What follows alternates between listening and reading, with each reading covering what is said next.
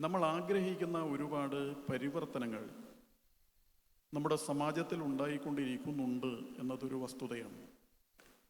ഒരു മനോഹരമായ ഒരു ഗാനത്തിലെ 2 വരികൾ എനിക്ക് ഓർമ്മ വരികയാണ്. അത് സംഘത്തിൽ പാടാറുള്ള ഒരു പാട്ടാണ്.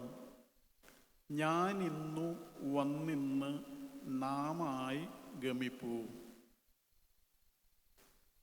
ബിന്ദു ലയിച്ചിന്നു സിന്ധു ജനിപ്പൂ എന്നാണ് ആ വരികൾ.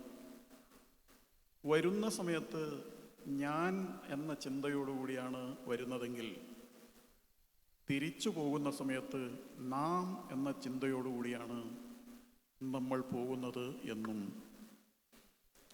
വരുന്ന സമയത്ത് ഓരോ തുള്ളികളായിരുന്നുവെങ്കിലും പിന്നീട് അത് ഒരു സമുദ്രമായി സിന്ധുവായി രൂപാന്തരം പ്രാപിച്ച് ലയിച്ചു ചേരുകയാണ് ചെയ്യുന്നതുമെന്നുമാണ് വളരെ അന്തരാർത്ഥമുള്ള ആ വരികളിലൂടെ വ്യക്തമാകുന്ന ദർശനം. സത്യത്തിൽ നമ്മൾ ഈ ഒരു കാഴ്ചപ്പാട് സ്വാംശീകരിച്ചുകൊണ്ടാണ് നമ്മൾ ഇത്തരം കൂട്ടായ്മകളിൽ നിന്നും തിരിച്ചു പോകാറുള്ളത്. നമ്മളിങ്ങനെ ഓരോ സംഘടനകൾ, ഇപ്പോൾ ജാതി എന്ന് പറയുന്നത് ഒരു യാഥാർത്ഥ്യമാണ്. ജാതി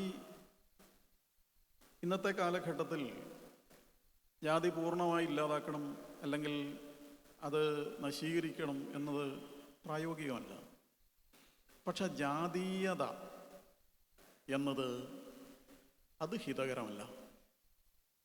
അത് തീർച്ചയായും ഒഴിവാക്കേണ്ടതാണ്.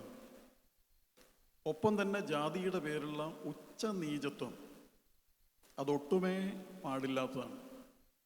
ഇതിലേതാണ് ചെറുത്, ഏതാണ് വലുത്, ഏതാണ് ഉയർന്നത്, ഏതാണ് താഴ്ന്നത് എന്നുള്ളതിന് ഒരു പ്രസക്തിയേയില്ല.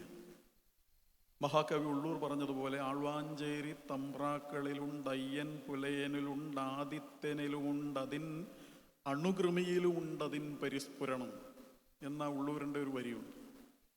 ഇതിലെല്ലാറ്റിലും തുടിക്കുന്നത് ഒരേ മഹാചൈതന്യമാണ്.